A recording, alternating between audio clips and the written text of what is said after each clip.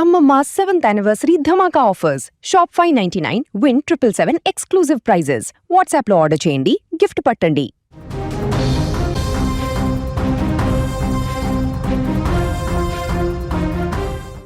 ప్రకృతి కన్నెర చేస్తే ప్రాణాలు గాలిలో కలిసిపోతాయని చెప్పడానికి ఈ ఘటనే ఒక నిదర్శనం.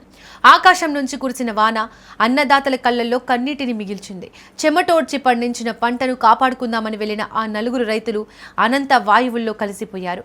కళ్ల ముందే కుప్పలుగా పోసిన ధాన్యం తడిసిపోతుంటే ఆ ఆవేదన చూడలేక పరుగున వెళ్లిన వారికి మృత్యువు గోడ రూపంలో ఎదురొచ్చింది.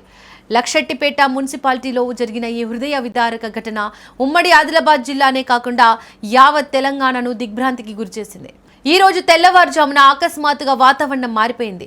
భారీ ఈదురుగాలులతో కూడిన వర్షం విరుచుకుపడింది. అప్పటికే కొనుగోలు కేంద్రాల వద్ద స్థానిక ఫంక్షన్ హాల్ ఆవరణలో రైతులు తమ ధాన్యాన్ని ఆరపోసి ఉన్నారు. వర్షం ధాటికి ధాన్యం కొట్టుకుపోతుందేమోనన్న ఆందోళనతో నెల్కి లచ్చన్న, గుండారపు వెంకటేష్, తనుగుల అభిరామ్, తనుగుల నాగరాజు అనే రైతులు హుటాహుటిన అక్కడికి చేరుకున్నారు. ఆ సమయంలో గాలి వేగం ధాటికి సమీపంలోని ఫంక్షన్ హాల్ గోడ ఒక్కసారిగా కుప్పకూలింది.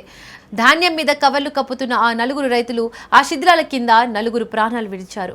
మరో రైతు సీదుల హరీష్ తీవ్రంగా గాయపడగా అతనిని పరిస్థితి విషమంగా ఉండడంతో వెంటనే కరీంనగర్ ఆసుపత్రికి తరలించారు.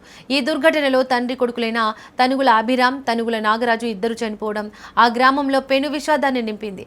ఒకే కుటుంబానికి చెందిన ఇద్దరు వ్యక్తులు మృత్యువాత పడడంతో ఆ ఇంటి సభ్యుల రోదనలు మిన్నంటాయి. కొడుకును ప్రయోజకుడిని చేసుకుందామనుకున్న తండ్రికి ఆసరాగా ఉందామనుకున్న కొడుకు ఇద్దరు విగత జీవులుగా పడి ఉండడం చూసి స్థానికులు కన్నీరు మున్నీరయ్యారు. మరోవైపు ఈ వర్షం మిగిల్చిన నష్టం అంతా ఇంత కాదు. ఈదురుగాలుల ధాటికి భారీ వృక్షాలు నేలకూలాయి. విద్యుత్ స్తంభాలు విరిగిపడ్డాయి.